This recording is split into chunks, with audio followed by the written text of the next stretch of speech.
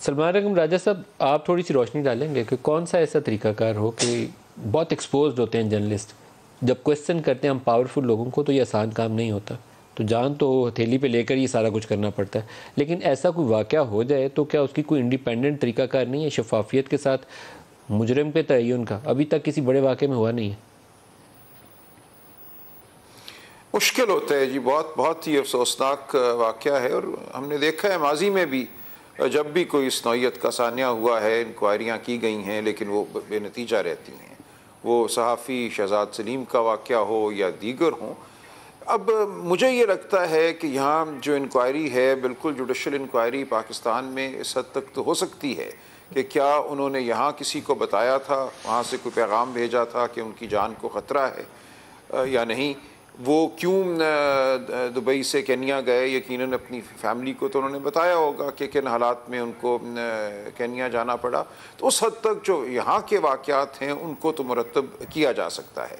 इसी तरह कीनिया की जो हुकूमत है उनसे कहा जा सकता है कि वो करें, लेकिन वो कितनी सही इंक्वायरी करेंगे इस बारे में कुछ नहीं कहा जा सकता। कीनिया की जो पुलिस है उसके हवाले से जो ख़बरें हैं वो तशवीशनाक हैं कि वहाँ पर इस किस्म के वाक़यात होते हैं और इमा पे भी किए जाते हैं। वहाँ वो करप्शन का भी एक बहुत बड़ा रैकेट है उनके इदारों में।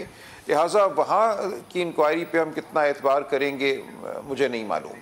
मुमकिन है कि जो सहाफ़ती इदारे हैं, जो जर्नलिस्ट्स की प्रोटेक्शन के हवाले से इदारे हैं बैनुल-अक़वामी, उनकी कोई टीम जाए, वो वाक़यात को इकट्ठा करे और इकट्ठा करके मंजर आम पे ले आए। जिन साहब के साथ वो थे, खुरम नाम लिया गया, वकार का नाम लिया गया, आपने दुरुस्त सवाल किया कौन लोग हैं। कुछ इस बारे में सुनने में आई हैं बातें, लेकिन मैं जिक्र नहीं करूँगा कि क्या सुनने में आया है। इसकी एक बाकायदा जो है इंक्वायरी हुकूमती सतह पे हो या ना हो, मैं समझता हूँ सहाफ़ती सतह पे ज़रूर होनी चाहिए। जो जर्नलिस्ट्स हैं हमारे पाकिस्तान में भी और इंटरनेशनली भी, जो तंजीमें हैं, उनसे रब्ता करना चाहिए कि वो वाक़यात को मंजर आम पे ले आएँ।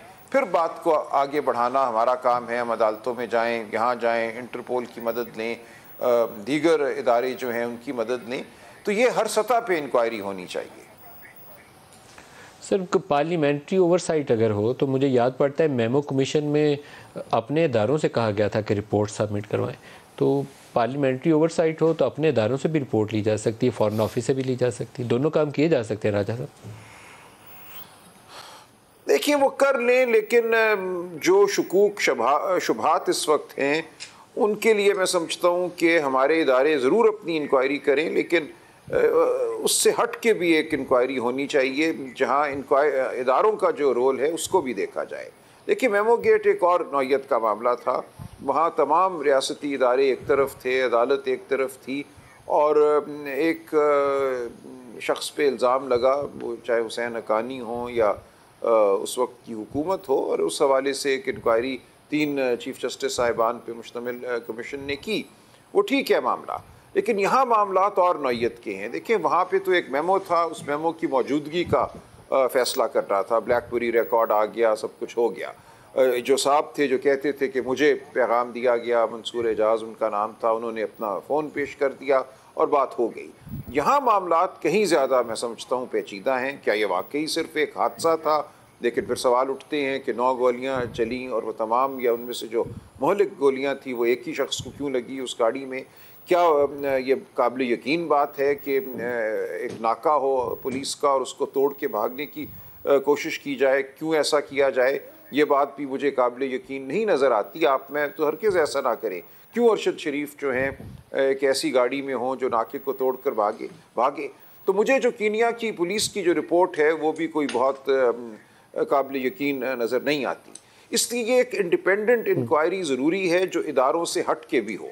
इदारे करें अपना काम, लेकिन सहाफ़ती तंजीमों को मैं समझता हूँ एक्टिव होना पड़ेगा।